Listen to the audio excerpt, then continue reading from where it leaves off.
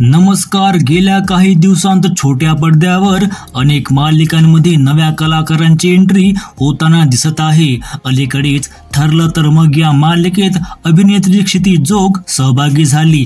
त्यानंतर येड लागलं प्रेमाचं या मालिकेत माधुरी पवारची एंट्री झाली आणि आता स्टार प्रवाहावरील लोकप्रिय मालिकेत आणखी एक अभिनेत्रीची एंट्री होणार आहे.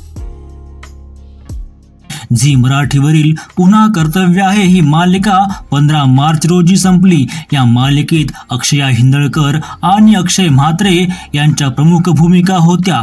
मालिकेच्या समाप्तीनंतर अक्षया हिंदळकर आता नव्या भूमिकेत प्रेक्षकांच्या भेटीला येणार आहे. स्टार प्रवाहावरील अबोली मालिकेत लवकरच अक्षया हिंदळकरची एंट्री होणार आहे.